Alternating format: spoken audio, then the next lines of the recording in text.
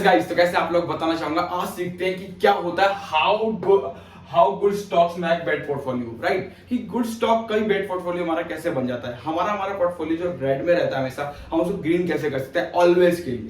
ये बहुत बंदों का कंसर्न होता है कि मार्केट में हमने पैसा इन्वेस्ट किया एक टाइम ड्यूरेशन के साथ, जो स्टॉक अच्छे थे हमने उसको बाई भी किया एंड बहुत अच्छे तरीके से किया और बहुत अच्छे से मार्केट को एनालाइज करना आता है। बट हमें राइट नाउ ये चीज दिक्कत आती है कि हमारा स्टॉक का जो पोर्टफोलियो है वो हमेशा रेड ही दिखता है। ऐसा क्यों? हमारा रेड का स्टॉक का जो पोर्टफोलियो है वो हमेशा ग्रीन क्यों नहीं हो सकता? चाहे पहला स्टॉक बढ़ रहा हो, चाहे सेकंड स्टॉक बढ़ रहा हो, बट कुछ भी हो, बट लेकिन मेरा स्टॉक का पोर्टफोलियो ग्रीन होना चाहिए। वो कैसे हो सकता है, उसके बारे में क्या करना चाहिए, एवरीथिंग में क्या माइंडसेट के साथ चलना चाहिए, वो बताऊंगा डिटेल्स में, राइट। तो चलते हैं अपने व्हाइट बोर्ड पे। देखो पहला आपको नॉर्मल बताता हूँ एग्जांपल। देखो आप जब स्टॉक को सिलेक्ट कर रहे होते हो ना, तो आपका माइंडसेट ये होता है कि अच्छे स्टॉक को सिलेक्ट करना। HDFC हो गया, ICICI हो गया, उसके बाद आपको हो गया कोटक महिंद्रा हो गया, Kotak Mahindra bank of select करते हो, एंड या फिर एक्सिस बैंक हो गया।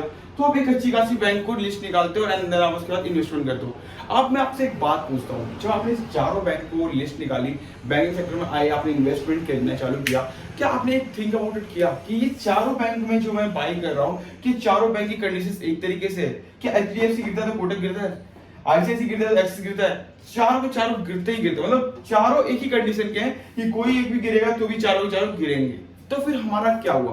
तो हमारा स्टॉक का तो दिक्कत हो गई ना। अब मान लो मैंने एक पैसा इन्वेस्ट किया, इन्वेस्ट करने के बाद टाइम ड्यूरेशन कुछ भी हो सकता है, जहाँ पे कि मुझे अपना अमाउंट चाहिए होगा वापस कि मैं कम बैक कर पाऊँ, क्योंकि रीजंस कुछ भी हो सकते हैं और मार्केट में कुछ भी हो सकता है। कभी भी लाइफ ऐसी है कि कभी भी सिचुएशन बदल सकती है, राइट। तो जो पैसा है उसको कभी हम ले सकते हैं यूज में। तो अब अगर मान लो कि मेरा स्टॉक माइनस में चल रहा है पोर्टफोलियो, तो अब इस जगह पे मैं कैसे यूज कर पाऊँ, ये बहुत बड़ा कंसर्न है कि मैं उस अमाउंट को कैसे यूज कर पाऊं और अपने पास लेकर के आ पाऊं। बिकॉज ऑफ दिस कि मैंने HDFC बाय किया हुआ है, कोटक बैंक भी बाय किया हुआ है, एंड ICICI भी है हमारे पास, एंड एक्सिस भी है।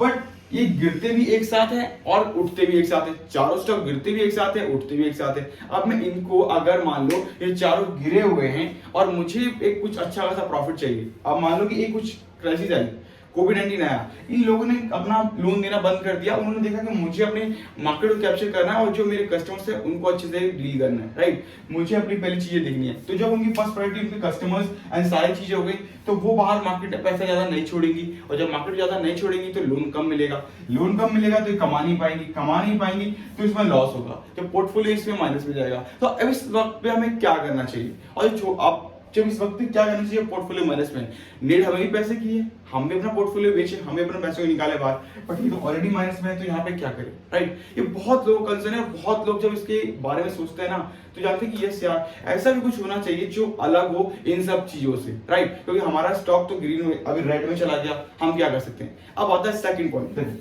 HDFC और ICICI बैंक जब अगर दोनों चीज एक ही साथ बिहेव करते हैं, मतलब ऊपर भी जाते हैं नीचे भी आते हैं, तो फिर मैं HDFC को भी बाय कर लेता हूँ, ICICI को छोड़ देता हूँ, ICICI को बाय कर लेता हूँ, फिर HDFC छोड़ देता हूँ। मैं दोनों एक साथ लेके क्यों चलो अपने पोर्टफोलियो में?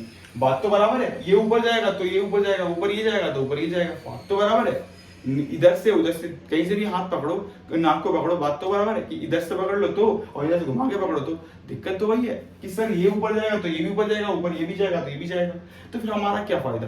पोर्टफोलियो तो हमारा ग्रीन में जाएगा ना। अगर ये गिरा तो ये भी गिर जाएगा, ये भी गिरा तो ये भी गिर जाएगा।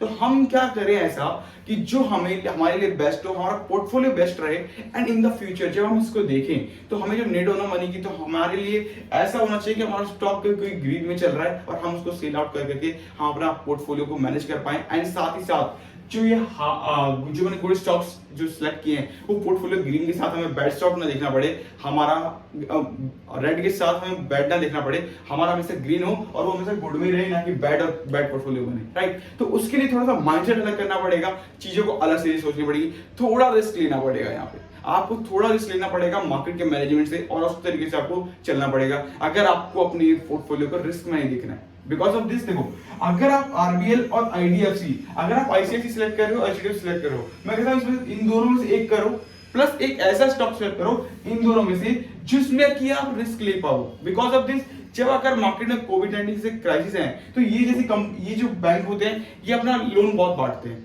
बांट करके पैसा कमाते हैं मार्केट से। क्यों? क्योंकि ये कंपनियां जो होती है वेल रेपुटेटेड, वहां पे दिक्कत होती है कि जो ना वो अपना अंदर की मैनेजमेंट को संभालने लगी होती है, जो कि वो लूज नहीं करना चाहती। बट ये कंपनी लोन दे रही होती है, सारी चीजें कर रही होती है, तो लोन देगी वैसा प्रॉफिट आएगा तो ग्रीन में जाएगा, राइट। तो इस तरीके से माइंडसेट होना चाहिए कि आप ऐसे स्टॉक में बाय कर रहे हो तो बाय करने से पहले आपको ये देखना पड़ेगा कि मार्केट में क्या ओवरव्यू है, क्या मेरा पहला स्टॉक दूसरे स्टॉक से रिलेट करता है, क्या दोनों चीजें साथ में जाती है, दोनों चीजें साथ में आती है। अगर ऐसा है तो मेरे लिए अच्छा नहीं है। क्यों? अगर ये ऊपर गया ये भी ऊपर गया तो हमारे लिए क्या बेस्ट है? ये तो फिर एक ही में इन्वेस्टमेंट कर लेते हैं। दोनों में इन्वेस्टमेंट करने की क्या जरूरत है? अगर हम दोनों में इन्वेस्टमेंट करेंगे बात तो बराबर ही है, वो ऊपर जाएगा तो ये भी ऊपर जाएगा, ये ऊपर जाएगा तो ये भी ऊपर जाएगा, घूम फिर के एक ही जगह पे बात आनी है, राइट। एंड अगर आप ये देखो, अगर इस जगह पे और इस जगह पे इन दोनों में से एक लोगे, ये ऊपर नहीं है, नीचे माइनस में चल रहा है, ये ऊपर जा रहा है, तो आपको पोर्टफोलियो में अलग दिखेगा। अगर आपको नेट है मनी की तो आप यहाँ से कवर अप कर पाओगे इस दो स्टॉक से, यहाँ पे आपको कोई दिक्कत नहीं होगी, ये आपको माइंडसेट यहाँ से चलना पड़ेगा, तो ये आपको एक पोर्टफोलियो अच्छा बनता है। तो यहाँ पे आता है how good stocks make bad portfolio. तो यहाँ पे अगर आप ये दो स्टॉक जो खरीद रहे हो उसमें जब एक इसको सिलेक्ट करो, एक इन दोनों में सिलेक्ट करो, राइट। तो इस तरीके से माइंडसेट लेके चलोगे ना, किसी भी पर्पज में आप ऑटो सेक्टर में चले जाओ, आप वो चीजें देखो कि कहाँ पे क्या हो रहा है और कैसी चीजें क्या मिल रही है, राइट। उसके बाद देखोगे तो उठा करके आप देखो पावर सेक्टर में देखो कि क्या मेरे को इस चीज में यहाँ मिलती है, और जब मैं यहाँ पे देखता हूँ ये होता है। स्टील सेक्टर है तो उसमें देखो हर चीज का अलग अलग तरीका होता है देखने का, मेजरमेंट। यहाँ पे मैंने आपको एक लोन का तरीका दिया कि लोन से आप कैसे वेरीफाई कर सकते हो, एवरीथिंग आपको डिटेल्स में मिल सकती है। चीजें अगर आप ढूंढना चालू करोगे, आपको नीड है तो चीजों को पहले समझो कि मुझे चाहिए क्या। अगर मान लो कि मैंने यहाँ पे आपको बताया कि आपको सर इस मेजर पॉइंट में से 2 पॉइंट्स आपको ढूंढने हैं किसी भी इन चारों में से, तो आपने एक ढूंढा लोन, दूसरा मैनेजमेंट कि कंपनी एक जहां पे मैनेजमेंट लूज कर रही है, दूसरा लोन लूज कर रहा है, तो मैनेजमेंट, तो सारी चीज अलग हो रही है। तो यहाँ पे सिंपल सा फंडा होता है कि आपको क्या देखना है, किस तरीके से एनालाइज करना है, डिपेंड आप पे करता है। हर सेक्टर में आपको कुछ ना कुछ चीजें कमी दिखेगी, कुछ कुछ चीजें अलग दिखेगी। आपको वर्क किस पे करना है ये आप पे डिपेंड करता है, राइट। तो इस तरीके से आपको वर्क करना होगा। वीडियो अच्छी लगी तो लाइक कर लीजिएगा, शेयर कर लीजिएगा। Thank you so much guys, यहाँ तक आए हैं। अगर चैनल को सब्सक्राइब नहीं किया अभी तक तो सब्सक्राइब करना ना भूलिए। Thank you so much guys and love you.